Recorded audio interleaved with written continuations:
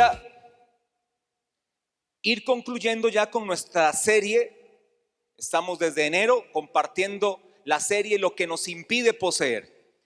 Yo quisiera hablar de algo determinante, además de las 4 leyes que ya usted y yo sabemos, 4 leyes que nos ayudan a vencer la negligencia, que es el obstáculo por excelencia que nos impide poseer. Recuerde que la negligencia, la pereza, la apatía, la pereza es lo que nos impide poseer, y la Biblia lo denuncia claramente, contundentemente. No hay otro obstáculo como este que Josué de forma determinante lo denuncia y les dice al pueblo de Israel: ¿hasta cuándo seréis negligentes para poseer? Es decir, ¿se es negligente para poseer o se es diligente para poseer? ¿Cuál de las dos usted va a adquirir? Es su decisión muy suya.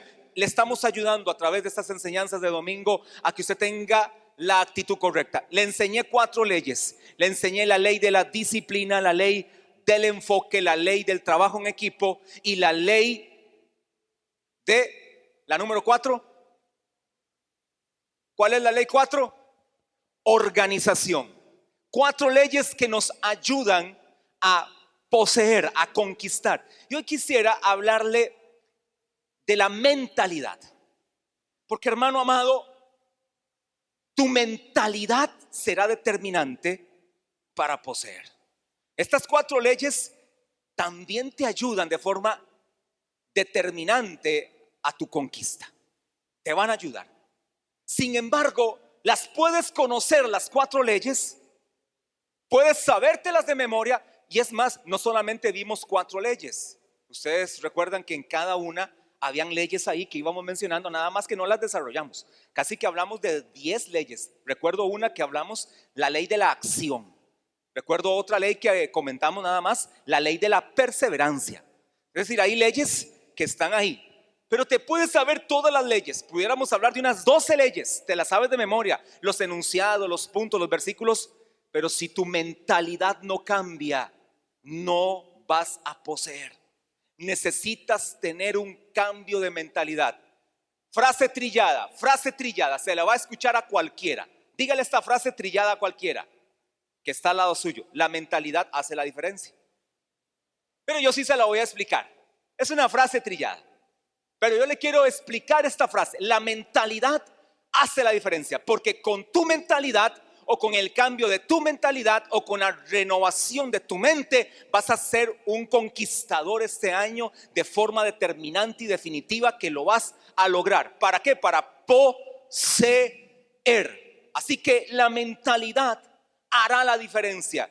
Desde el libro de Génesis, desde que uno lee toda la Biblia, los que leemos la Biblia, podemos ver que todo en la Biblia, o mucho de la Biblia, está muy relacionado con nuestra mentalidad.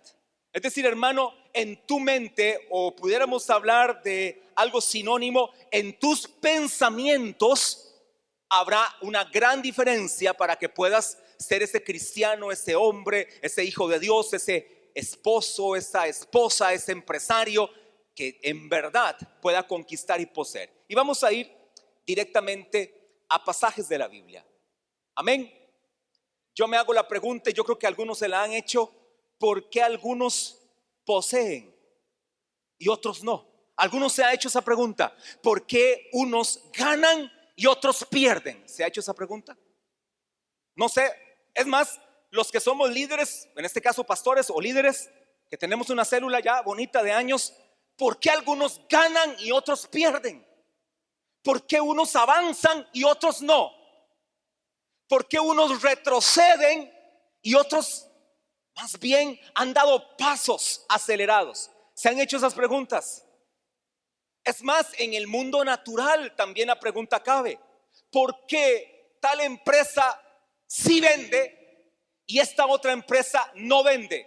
Aquí no tiene nada que ver, cuando digo esto, asuntos que no son legales. Me refiero a gente que hace las cosas bien. Hay gente que hace las cosas bien y no prospera, y hay gente que hace las cosas bien y sí prospera. ¿Qué estará pasando? Hay cristianos que se han guardado para Dios y no vemos que haya un gran avance en ellos. Y hay cristianos que sí se han guardado para Dios, que sí vemos un gran avance en ellos. ¿Por qué algunos ganan y otros pierden? ¿Por qué algunos poseen y otros más bien pareciera que se les ha sido quitado todo lo que les fue asignado?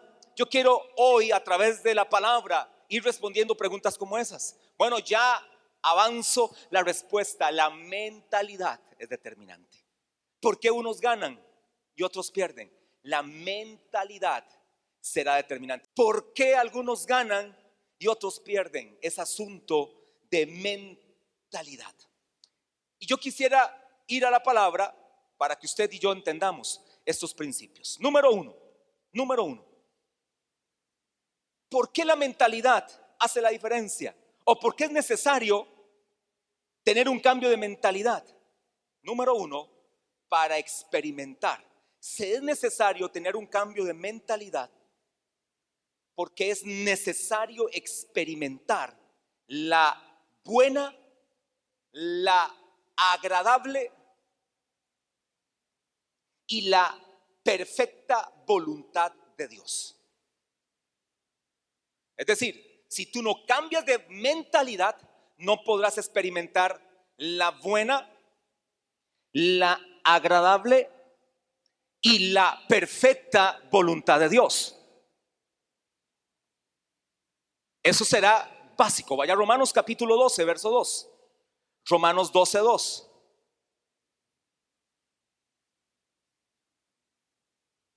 Leamos el 1, pero nos vamos a enfocar un poquito en el verso 2. Le damos el 1. Así que, hermanos, os ruego por las misericordias de Dios,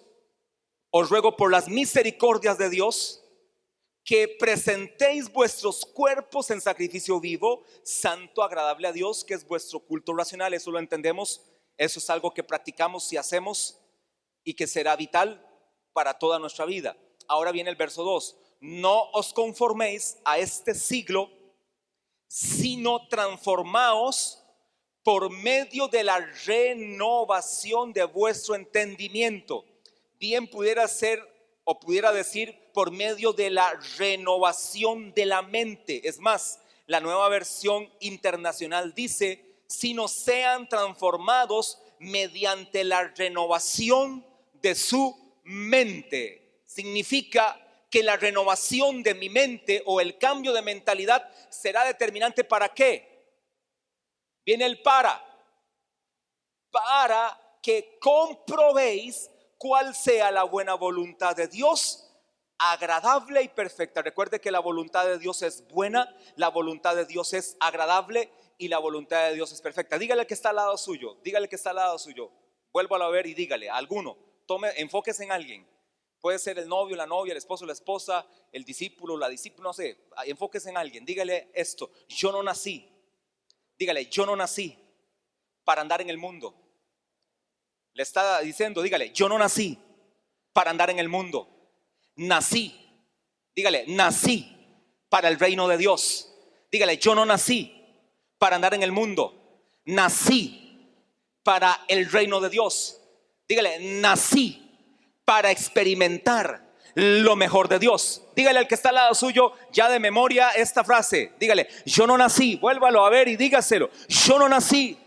Dígaselo, yo no nací para andar en el mundo. Yo nací para el reino de Dios. Yo nací para experimentar lo mejor de Dios. Dígaselo con autoridad. Tú naciste para experimentar lo mejor de Dios. Y para eso es necesario cambiar de forma de pensar. Es necesario renovar tu mente. Es necesario transformar tus pensamientos. Como en muchos años he dicho, y algunos de aquí me lo han escuchado y algunos de acá también lo han aprendido y lo hemos aprendido. Con la mentalidad que has enfrentado años atrás, no podrás enfrentar el año que falta del 2017. Si has visto que te ha funcionado tu forma de pensar, si te ha funcionado tu forma de vivir, si te ha funcionado tu forma o tus pensamientos para ver resultados extraordinarios, sigue con esos pensamientos. Más bien refuerza esos pensamientos. Si tus pensamientos, si tu mentalidad te ha ayudado a conquistar, has avanzado, has crecido espiritualmente, has crecido emocionalmente, has crecido materialmente, sigue en esa manera de pensar, refuerza esa manera de pensar. Pero si te has mantenido estático, no avanzas, no caminas, no prosperas. De lo contrario pareciera que vas para atrás. De lo contrario pareciera que más bien, en vez de ver grandes cosas en Dios, estás viendo lo peor. Significa que tienes que cambiar tu manera de pensar. Tienes que tener un cambio radical en tu mentalidad. Es decir, no te ha servido absolutamente nada tus pensamientos anteriores. También he dicho esta frase repetidas veces: eres hoy el resultado de tus pensamientos. Hoy, lo que tienes hoy es el producto de tus pensamientos. Hoy, lo que ves hoy, lo que puedes palpar hoy, las consecuencias de hoy, los resultados de hoy, es el producto de tus pensamientos. Porque, frase repetida de 100 veces, no sé cómo no se las memorizan algunos, porque las digo a cada rato, es parte de nuestra cultura del reino de Dios. Antes de una acción, ¿cuál es la frase? Antes de una acción. Hermanos, se los he enseñado en 14 años continuamente. Antes de una acción hay un pensamiento. Antes de actuar, primero lo pensaste. Judas, antes de hacer lo que hizo, primero lo pensó. La traición de Judas fue el producto de sus pensamientos. Me van a dar X cantidad de dinero por entregarlo. Si yo hago esto, voy a tener este dinero. Con este dinero, de por sí él se va a ir, de por sí ya no lo dijo, que él se tendría que ir, que él ya no estaría con nosotros, él se va. Yo voy a hacer algo para obtener una cantidad de dinero. Primero lo pensó y luego actuó. Caso Ananías y Zafira, conocido de todos ustedes. Caso de Ananías y Zafira, Hechos capítulo 5. Se lo lee, no lo vamos a buscar. Ananías y Zafira. Llega Pedro y les dice: Ananías, ¿por qué dejaste? En el original dice, en el Reina Valera dice: ¿por qué Satanás llenó tu corazón? En el original dice: ¿por qué dejaste que Satanás pusiera un pensamiento? Porque Satanás, ya voy a ir a la Biblia para demostrar eso. Satanás es un experto depositador de pensamientos en ti. Él no controla tu mente. Él no conoce tus pensamientos. Él no sabe lo que estás pensando. Él no sabe lo que tienes en tu mente. Él no sabe lo que atraviesa tu mente. ¿Estamos claros en eso? Usted está pensando ahorita lo que está pensando. Satanás no sabe eso, pero sí sabe hacer algo. Sí sabe poner pensamientos. Pero ¿sabe cuándo pone pensamientos? Cuando usted le da las pistas. Cuando usted se queja, por ejemplo, cuando usted dice: estoy enfermo, Satanás pone un pensamiento: y de esa enfermedad te vas a morir. Es un experto depositador de pensamientos para destruir, porque él vino para matar, para robar y destruir. Y le dice Pedro: ¿por qué permitiste que Satanás pusiera pensamientos? Ananías y Zafira dijeron: vamos a donar tal tierra y las vamos a poner a los pies de los apóstoles, pero las vamos a vender. Son 1000 hectáreas de terreno. Vamos a venderlas. Yo me imagino que lo que menos ellos pensaron es que las iban a vender como las vendieron, porque el pensamiento fue venderlas y Dios respaldó la venta. Pero la venta era para poner la tierra. En ese caso específico, no es que toda venta hay que hacer eso, es que ellos fue lo que quisieron hacer. Ellos dijeron: con esta venta la ponemos a los pies de los apóstoles. 1000 hectáreas. Y estaba barato el metro cuadrado. De repente estaba barato, $20 el metro cuadrado. 10,000 hectáreas. Las vendieron $2 millones. Se imagina, de la noche a la mañana. Estoy haciéndolo como más actualizado. Llegaron a los pies de los apóstoles y pusieron, de los $2 millones, pusieron $200,000. Dieron el diezmo.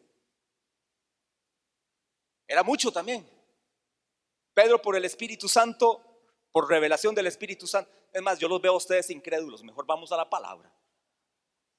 Después sale aquí una doctrina de error. Yo aquí en esto me cuido. Yo los veo que ya me están viendo feo. Cuando me ven feo, mejor robar la Biblia, ¿sí o no? Para que se pongan feos con la Biblia. Hechos 5, verso 1. Pero cierto hombre llamado Ananías, es que estoy con una mentalidad. Y ahora esto me va a tardar un domingo más por incrédulos. Por incrédulos ahora me toca un domingo más, o sea, voy a pasarme a mayo. Espero no. Pero cierto hombre llamado Ananías con Zafira, su mujer, vendió una heredad. Eso es muy común, ¿sí o no? Me dieron una herencia, la vendió y sustrajo del precio. Él propuso, si sustrajo es porque él propuso que todo era, y aquí dice, y sustrajo del precio, sabiéndolo también su mujer. Los dos estuvieron de acuerdo en la sustracción del precio que les pagaron, y trayendo solo una parte.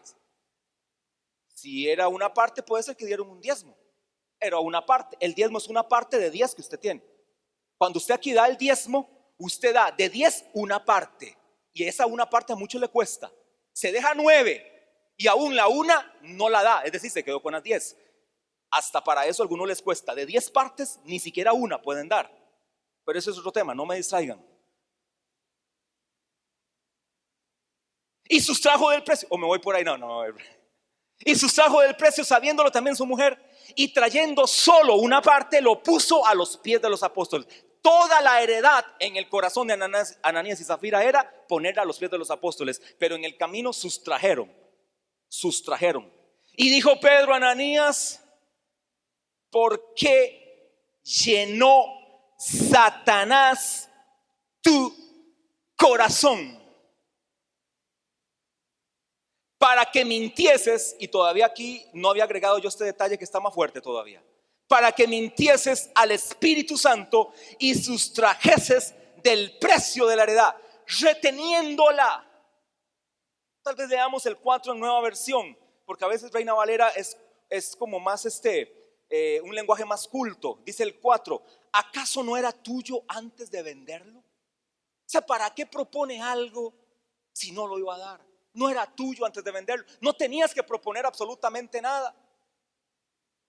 ¿Acaso no era tuyo antes de venderlo?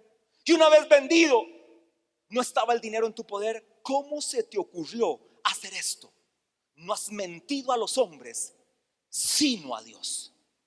Verso 9, me salto para que vean que no estaba, en el momento no había llegado la sierva de Dios, ayuda idónea del hombre de Dios, Ananías. Zafira no estaba en la escena todavía. Verso 9 dice: y Pedro le dijo, para ver, porque no me están creyendo que Zafira no estaba con Ananías desde el inicio. Verso 8, le dice Pedro a Zafira. Entonces Pedro le dijo: dime, ¿vendiste? Esa es una trampa de Pedro, ¿verdad? Se la hizo para que se fuera así, ¡fum!, resbalada. ¿Vendiste en tanto la heredad? Y ella le dijo: sí, en tanto. Y Pedro le dijo: ¿por qué convinisteis en tentar al Espíritu del Señor? He aquí a la puerta los pies de los que han sepultado a tu marido, que por cierto fueron jóvenes. El ministerio de los jóvenes en la iglesia del primer siglo era enterrar muertos, porque morían muchos por mentir al Espíritu Santo. O sea, en el inicio de la iglesia primitiva, la mal llamada primitiva, yo creo que somos más primitivos nosotros, pero la iglesia primitiva, la gente moría por mentir al Espíritu Santo. ¿Sí o no que estamos en tiempos de gracia? ¿Cuántos aquí han mentido al Espíritu Santo? ¿Cuántos aquí hemos mentido? No nos tendrían que sacar los jóvenes ahora mismo a todos, empezando por mí de repente, porque hemos mentido al Espíritu. Sí, yo lo hice. Sí, yo hice de esa manera. Sí, claro, yo llamé. Sí, claro, yo lo visité. Sí, claro, yo fui y lo traje. Sí, claro, yo hice esto. No, yo no hice esto otro, jamás. Yo no, nunca miento. Yo no. Ay, hermano, Dios tiene misericordia. Por eso esta es una iglesia y el cuerpo de Cristo del Nuevo Testamento somos de pura gracia. No sé cómo hay gente que camina con ley, porque si fuera por ley, no mereceríamos nada. Estamos por pura gracia en este lugar. Y cada iglesia está por pura gracia, porque cómo se le miente a Dios. Al instante ella cayó a los pies de él y expiró. Y cuando entraron los jóvenes, el ministerio de los jóvenes, de los takers, la hallaron muerta y la sacaron y la sepultaron junto a su marido, el mentiroso Ananías. Y vino gran temor sobre la iglesia y sobre todos los que oyeron estas cosas. Todo esto por un pensamiento. Muerte de 2 discípulos, porque eran discípulos, no eran cualquier persona, no eran cualquiera, no eran nuevos que entraron por primera vez a la iglesia ese día, no eran de los que se agregaron, no, ya eran gente que venía a la iglesia. Y por un pensamiento, porque Satanás pone pensamientos, murieron por mentir y por tentar al Señor. La mentalidad, iglesia, hace la diferencia. Pero hermano amado, ¿sabe qué veo yo? Naturalmente no se ve, pero espiritualmente muchos han muerto. Naturalmente la gente no cae a los pies de los apóstoles o caen muertos. Espiritualmente han muerto. En su espíritu, en su alma, están muertos porque han mentido a Dios. Y por eso usted ve tantos cristianos que se apartan, tantos cristianos que se rebelan, tantos cristianos que viven en odios, tantos cristianos que viven en disensiones, tantos cristianos que no permanecen en la iglesia. Por eso vemos una iglesia con ausencia de poder. ¿Sabe cuál es mi mayor preocupación y aún mi mayor ocupación? Mi mayor preocupación es ver una iglesia sin poder, y mi mayor ocupación es ver a una iglesia con poder. La iglesia actual en Costa Rica, por lo menos, es una iglesia con ausencia de poder del Espíritu Santo. Es una iglesia que no camina en el poder del Espíritu Santo. Es una iglesia donde no se le ven manifestaciones de sanidades, de milagros y de prodigios, empezando por el milagro más grande. Hermano, no se equivoque. Usted pensó cuando dije milagro, gente que se sana de una ceguera, o gente que se levanta de una silla de ruedas, o gente que se levanta de X situación de enfermedad o de un cáncer. El mayor milagro que puede suceder en la iglesia del presente siglo es la salvación de las almas. Y si no estamos haciendo nada por la salvación de las almas, la iglesia está muerta espiritualmente. Una iglesia que no salve almas es una iglesia muerta. Un cristiano que no salve almas, o le da lo mismo que la gente se salve, ese cristiano está muerto en su espíritu. Necesita un cambio de mentalidad. Necesita que Dios, necesita dejarse influenciar por Dios, porque Dios quiere hacerlo. Necesita dejarse influenciar por Dios para que su mente cambie de manera de pensar. Porque lo número uno que les estoy diciendo es que cuando cambiamos de mentalidad, experimentamos la buena, la agradable y la perfecta voluntad de Dios. Es necesario entonces cambiar de manera de pensar. Repito, la misma mentalidad de aquí para atrás que has tenido no puede ser la misma para conquistar lo que quieres conquistar. Si te ha servido, sigue, refuerza más bien si te ha servido. Pero si no has visto resultados, necesitas cambiar de manera de pensar. Necesitas, por lo tanto, traer nuevos pensamientos. Necesitas traer nuevos pensamientos a tu mente. Ya no permitas que Satanás te los ponga. No permitas que Satanás te ponga los pensamientos. Eso es como el cristiano que va caminando en la vida cristiana. Usted tiene que caminar firme con sus ojos puestos en Jesús. Y la carrera, imagínese de esta manera, la vida cristiana es un recorrido donde yo voy en línea directa a Jesús, puesto los ojos en Jesús. Voy caminando, pero Satanás te tira pensamientos, te tira como aquellos bodoquitos que hacíamos en la escuela, ¿se acuerdan? Con papel china. Usted los hacía así y Satanás te los tira, te pegan en la mente, te pegan, y usted sigue caminando. Pero algunos hacen esto. Para nada, no sirves para nada, quítate la vida, nadie te quiere, Dios se olvidó de ti. Usted los lee y entonces se aparta del camino, ve para atrás, y algunos hasta retroceden. Otros se salieron del camino. Pero aquel que está con su mirada puesta en Jesús, le pegan los dardos, le pegan los pensamientos, le pegan los bodoquitos, le pega la basura del enemigo y sigue con su mirada puesta en Jesús. Puede ser que se detuvo en un momento, se detuvo y vio todo lo que había alrededor. No, sigo para adelante, con mi mirada puesta en Jesús. ¿Para qué? Para experimentar la buena, la agradable y perfecta voluntad de Dios. Si usted se queda leyendo todos esos pensamientos que el enemigo le pone, usted no va a experimentar la voluntad de Dios. Por lo tanto, no podrás experimentar la voluntad de Dios. No te distraigas entonces. Así que número uno, tenemos que aprender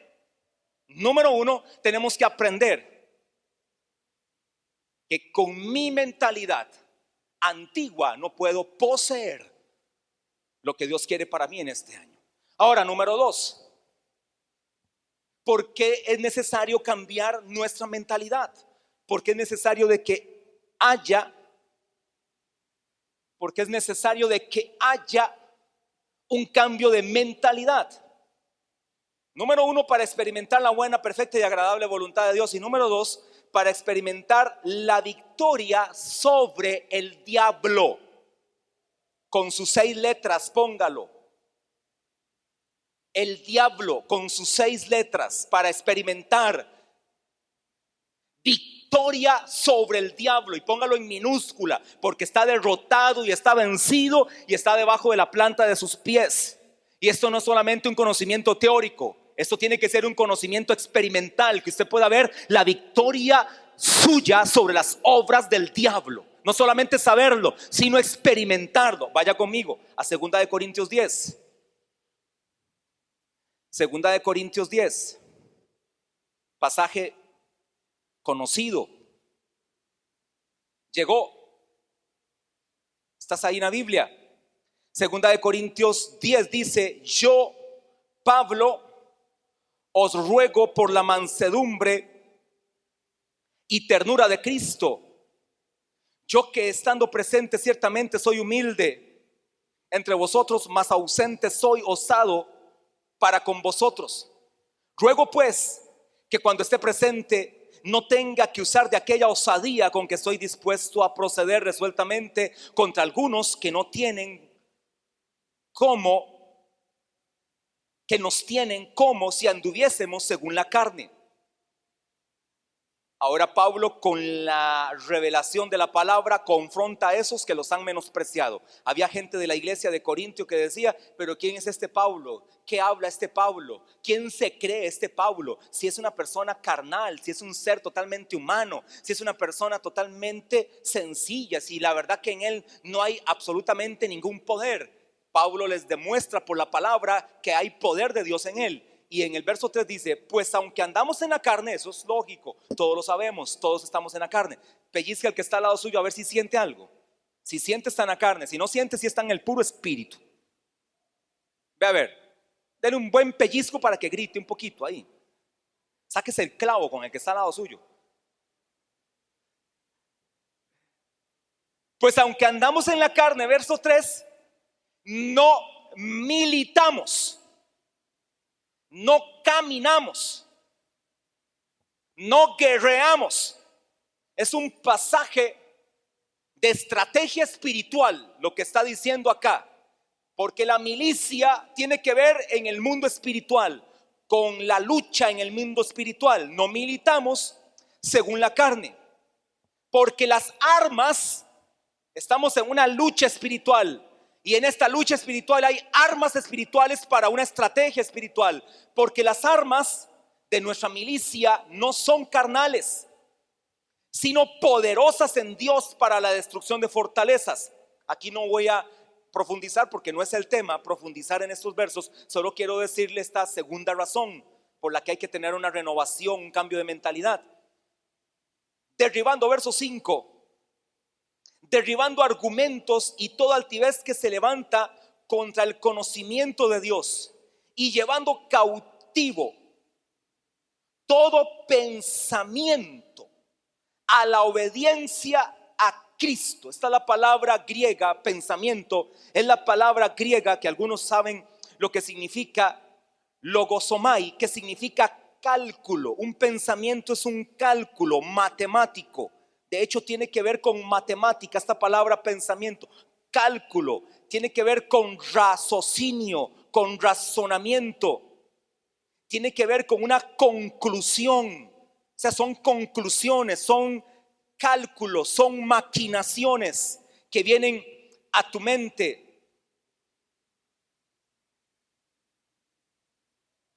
Y llevando cautivo todo pensamiento. Escuche, iglesia, ¿cómo es que entonces tú tienes que tratar con pensamientos? Le dije que el diablo va a poner pensamientos. ¿Cómo se llevan cautivos los pensamientos? La idea del apóstol Pablo lo tiene de una figura en su mente. Cuando él escribe inspirado por el Espíritu Santo, en su mente está esta figura. Es como aquel guardabosques que cuida el lugar o cuida el parque. Y entonces él con una lanza, no sé si lo han visto, con una lanza, con una punta bien larga, esa lanza, él va tomando las hojas con la lanza y le clava la lanza y cada vez se van acumulando las hojas. No sé si me están entendiendo, sí. Y entonces él va con una lanza, una hoja para cuidar el parque, otra hoja.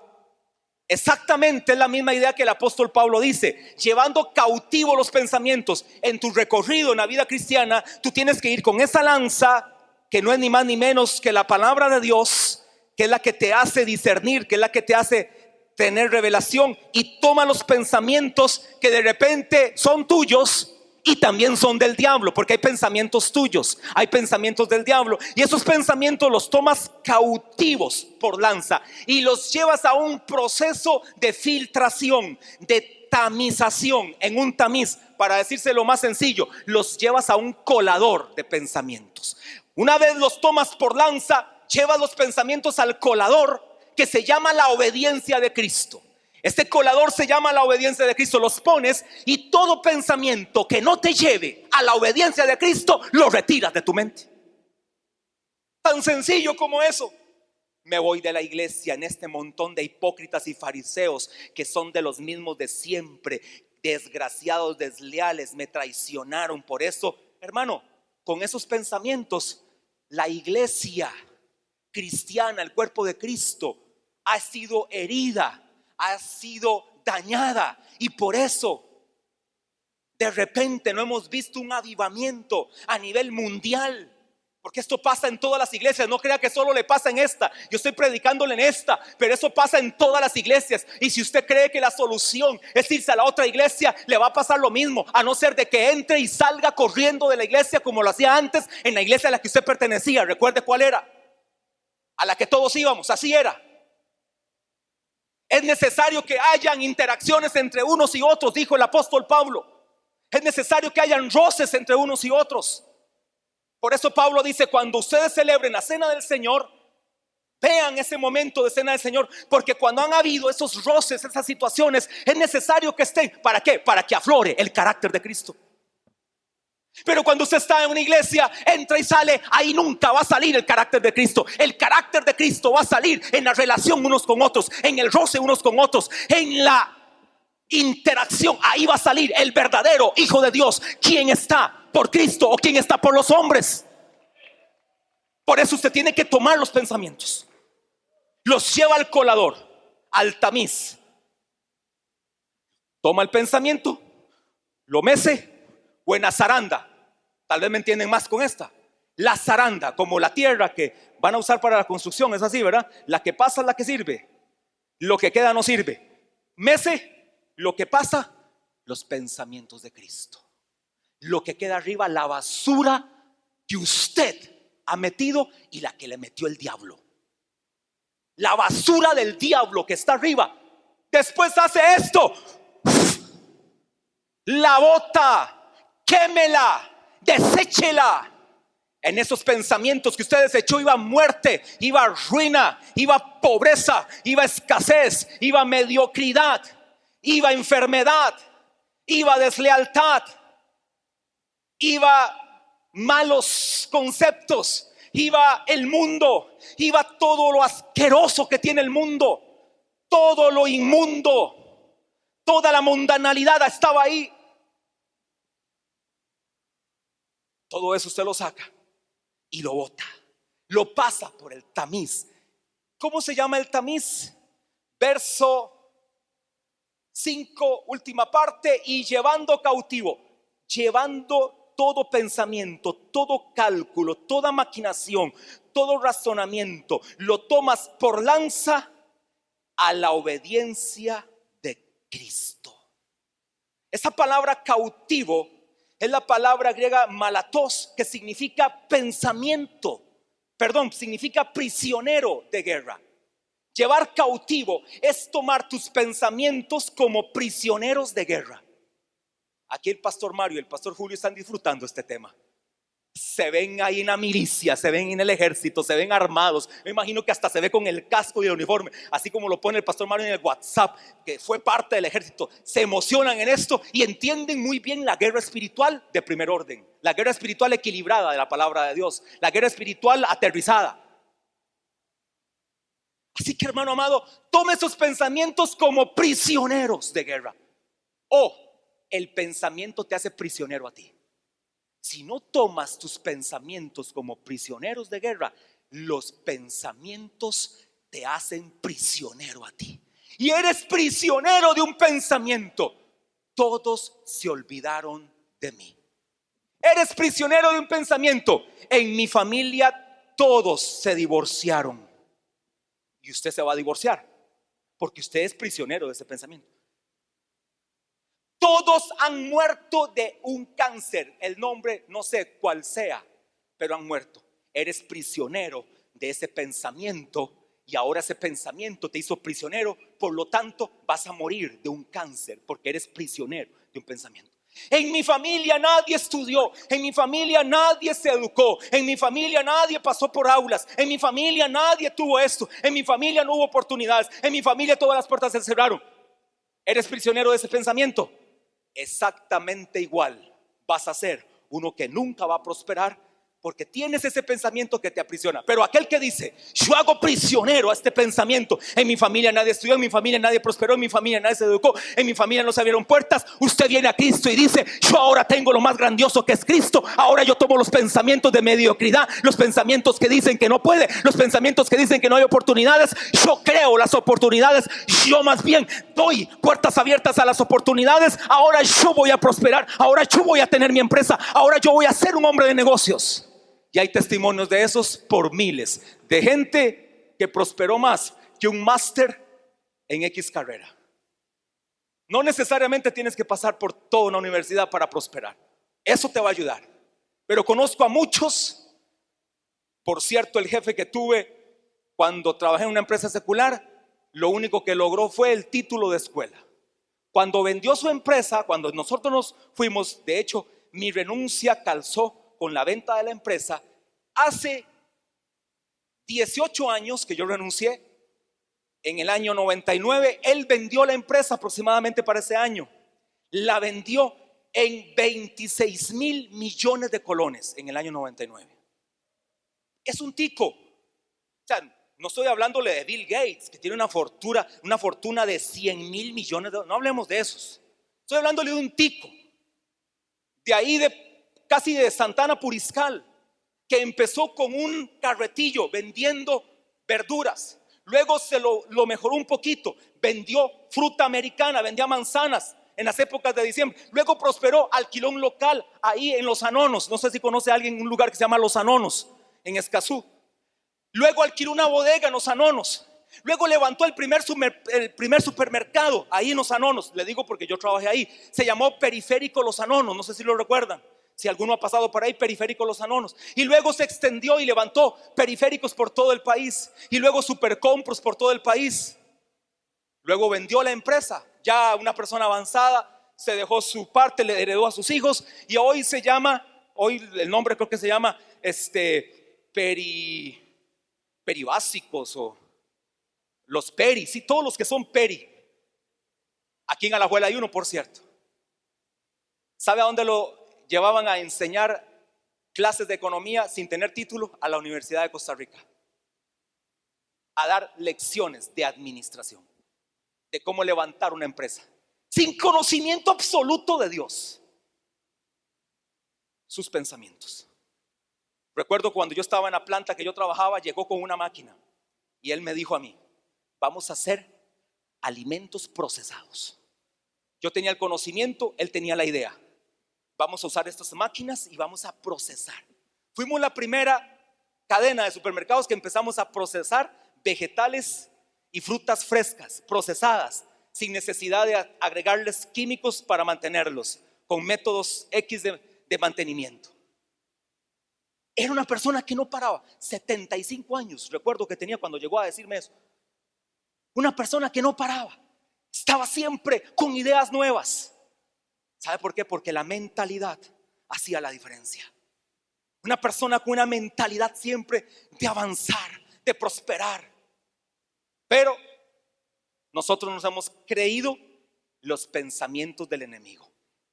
Nos hemos hecho prisioneros de guerra, pero Satanás nos tiene como prisioneros de guerra a nosotros, debiendo nosotros tenerlo a él como prisionero de guerra. Recuerde que ese pensamiento Satanás lo pone porque él no conoce tu mente. Pero cuando tú le das pistas, ya andas deprimido, andas quejándote. Las quejas son pistas, la depresión son pistas, la enfermedad son pistas. La confesión de tu boca es la mejor pista que le damos al diablo para que ponga pensamientos. Satanás sabe quién eres cuando abres la boca. Escuche eso. Esta sí no era trillada, esta me salió. Satanás sabe quién eres cuando abres tu boca, para bien o para mal.